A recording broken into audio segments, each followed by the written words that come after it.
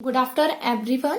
Firstly, I welcome you all in plus one commerce classes and also the arts students who wants to take the economics. Firstly, I congratulate to all for promoted in the plus one class. I'm Madhvi Kaushik and I'm your economics teacher. ठीक है, I will provide the knowledge about the economics. जैसा कि बेटा आपको पता है कि economics के बारे में बुक आपको बता दी गई है. इकोनॉमिक्स में जो है वो आपकी बुक दो लगेंगी. ठीक है, पहली बुक जो है उसका नाम है statistics for economics, publication VK, author T R. Jain and VK Ohri. जो सेकंड बुक है उसमें आपका इंट्रोडक्टरी फॉर माइक्रो इकोनॉमिक्स है, वो भी वीके पब्लिकेशन की ही है और ऑथर उसके सेम है टी.आर. जैन एंड वीके ओरी. इसके बारे में आपको इन्फॉर्मेशन प्रोवाइड हो चुकी है. तो सबसे पहले हम स्टैटिस्टिक्स फॉर इकोनॉमिक्स वाली बुक्स को करेंगे. ठीक है, तो इसमें सबसे पहले स्टैटिस्टिक्स को जानने से पहले हम इसमें ये बात करेंगे कि इकोनॉमिक्स क्या होता है, एक्चुअल में इकोनॉमिक्स है क्या. ठीक है, इकोनॉमिक्स चीज क्या है.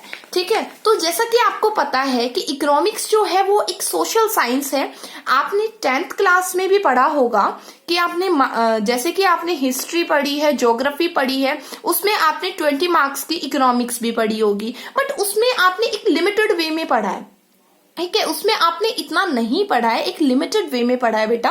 तो इकोनॉमिक्स को अब आप जानोगे कि एक्चुअल में इकोनॉमिक्स क्या है, इकोनॉमिक्स के अंदर होता क्या है, वो सारी इंफॉर्मेशन आप जानोगे इकोनॉमिक्स में. ठीक है, तो सबसे पहले हम जानेंगे कि इकोनॉमिक्स होता क्या है. तो इकोनॉमिक्स क्या है? It is a social science. It deals with the study of human behavior in the society in the process of production, consumption, exchange or distribution of goods and services with the given resources. मतलब क्या कि economics जो है वो एक social science का ही part है. जैसे आपने 10th क्लास में पढ़ा तो इकोनॉमिक्स आपकी सोशल साइंस का ही पार्ट था ना, तो इसमें भी क्या है आप इकोनॉमिक्स पढ़ोगे. दो बुक है आपके.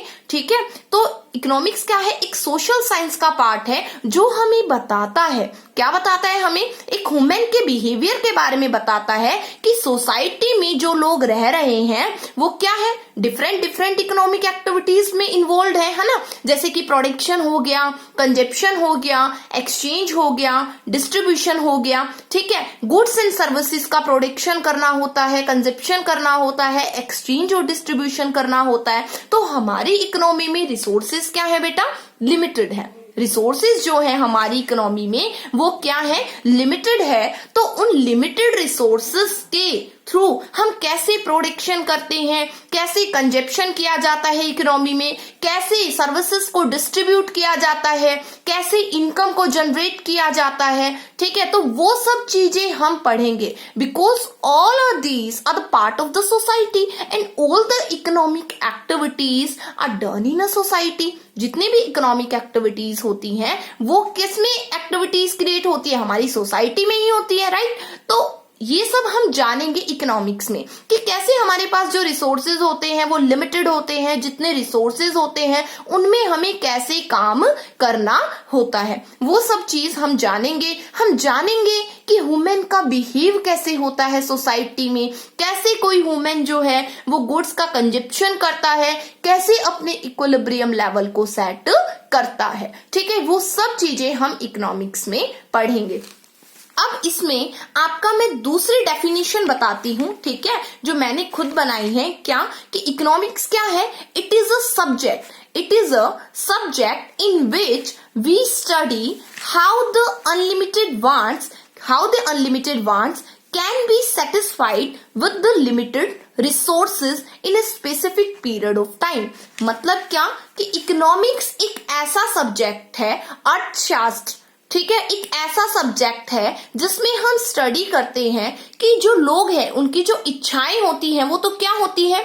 अनलिमिटेड होती है. ठीक है, तो अनलिमिटेड इच्छाओं को लोग कैसे पूरा करते हैं विद द लिमिटेड रिसोर्सेज में in a specific period of time. वो सब हम इकोनॉमिक्स में पढ़ेंगे. देखो, जैसे कि मैं एग्जांपल देती हूँ आपको कि हम ये कहते हैं कि कोई रिचेस्ट पर्सन है कंट्री का. ठीक है, वो रिचेस्ट पर्सन सब कुछ खरीद सकता है. अगर मैं ये बात कहती हूं तो ये बात गलत है.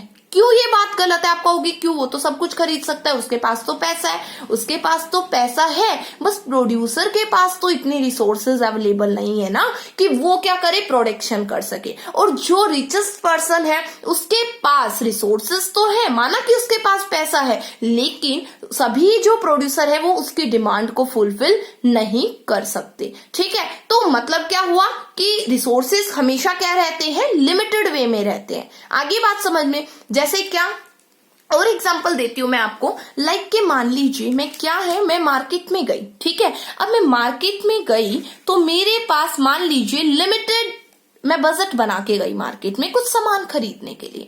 ठीक है, अब मेरे पास क्या है, वो लिमिटेड रिसोर्स है, वो बजट मेरा क्या है, एक रिसोर्स है। ठीक है, अब मेरे को मार्केट में करनी थी शॉपिंग। ठीक है, अब मैंने अपना लिमिटेड क्या बना रखा था, बजट बना रखा था। ठीक है, अब मान लीजिए मैं शॉपिंग करने गई और मुझे क्लोथ की शॉपिंग करनी है, मुझे कपड़ों की शॉपिंग करनी है। ठीक है, अब मेरा बजट मान लीजिए 10,000 का था। ठीक है, बट कुछ ऐसी ड्रेस मुझे पसंद आ गई जो कितने की थी, 15,000 की थी। ठीक है, कितने की थी, 15,000 की थी।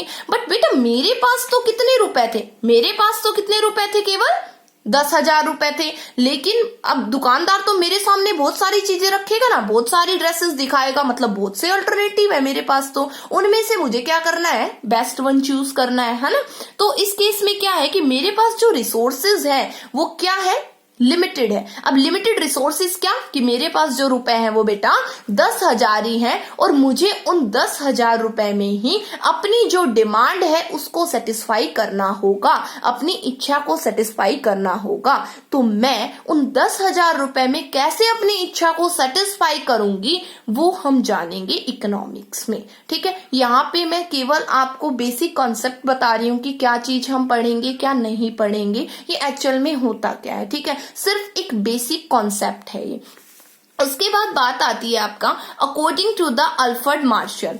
According to the Alfred Marshall क्या है कि अल्फ्रेड मार्शल भी क्या है, एक इकोनॉमिस्ट है। उन्होंने भी बताया है कि इकोनॉमिक्स की डेफिनेशन दी है क्या, कि it is the study of Mankind, it is the study of Mankind in the ordinary business of life. Alfred Marshall कहते हैं कि मैनकाइंड का मतलब कि ह्यूमन जो है, जो बिजनेस करते हैं, जो लोग बिजनेस एक्टिविटी में इन्वॉल्व है, उसके बारे में इकोनॉमिक्स हमें बताती है। कि जो भी लोग बिजनेस एक्टिविटीज से रिलेट है उनके बारे में हमें कौन बताता है, इकोनॉमिक्स हमें बताती है। तो ये अल्फ्रेड मार्शल ने बताया था, अल्फ्रेड मार्शल ने ये मीनिंग दिया था। तो ये तो था कि इकोनॉमिक्स में हम क्या क्या पढ़ेंगे। अब कुछ बेसिक, कुछ इंपॉर्टेंट टर्म्स हैं जो हम इकोनॉमिक्स में यूज करेंगे। तो सबसे पहले जो टर्म है बेटा वो आती है आपकी कंज्यूमर। ठीक है, कंज्यूमर। अब देखो जब हम क्या करते हैं, हम दुकान पे जाते हैं, हम मार्केट में जाते हैं और हमें क्या करनी है, शॉपिंग करनी है, तो हम एज अ कस्टमर बन के उस दुकान पे जाते हैं और जब हम वो सामान खरीद के ले आते हैं और उस सामान को हम कंज्यूम कर लेते हैं। ठीक है, तो हम उसके क्या बन जाते हैं, कंज्यूमर बन जाते हैं। तो कंज्यूमर क्या होता है, a consumer is one who consume the goods and services for the satisfaction of his wants। मान लीजिए मेरी कोई इच्छा है किसी सामान को खरीदने की और मैं क्या करती हूँ, उस सामान को खरीदने के लिए बाजार में जाती हूँ और वो सामान खरीद के ले आती हूँ। अब उस सामान से मुझे सेटिस्फैक्शन मिला या नहीं मिला, ठीक है, उस सामान से मुझे सेटिस्फैक्शन मिला या नहीं मिला, तो वो भी हम जानेंगे इकोनॉमिक्स में कंज्यूमर इक्विलिब्रियम के थ्रू।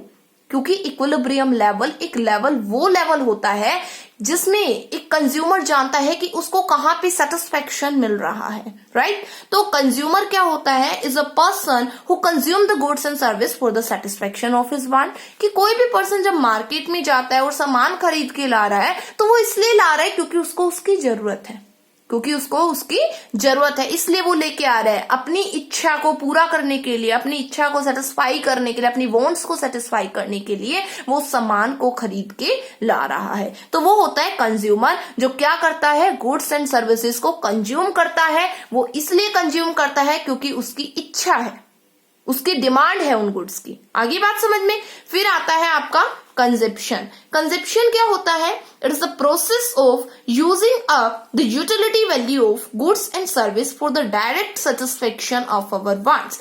कंजप्शन मतलब कि एक प्रक्रिया, एक प्रोसेस होता है जिसमें हम क्या करते हैं, जो भी हम गुड्स एंड सर्विस है जिनका हम क्या कर रहे हैं, कंजप्शन कर रहे हैं, जो भी गुड्स एंड सर्विसेज हम क्या कर रहे हैं, कंज्यूम कर रहे हैं, तो वो प्रोसेस, ठीक है। मान लीजिए हम मार्केट में गए, मुझे किसी चीज की नीड अराइज हुई या फिर मुझे किसी चीज को खरीदना है, मेरी इच्छा जागी, ठीक है। उस इच्छा को पूरा करने के लिए मार्केट में गई, मार्केट में जाने के बाद मैं सामान लेके आई हूँ, राइट। तो सामान में लेके आई हूँ, फिर मैंने उस सामान को कंज्यूम किया है, ठीक है। तो मतलब वो सब क्या है, वो एक प्रोसेस है। तो इस प्रोसेस को मार्केट जाने से लेके और उस प्रोडक्ट के कंजप्शन तक जो भी प्रोसेस हमने अडॉप्ट किया, that is known as the consumption. उसको क्या बोला जाता है, कंजप्शन बोला जाता है, ठीक है। तो ये कुछ हम बेसिक टर्म्स हैं और आगे हम कुछ बेसिक टर्म्स करेंगे।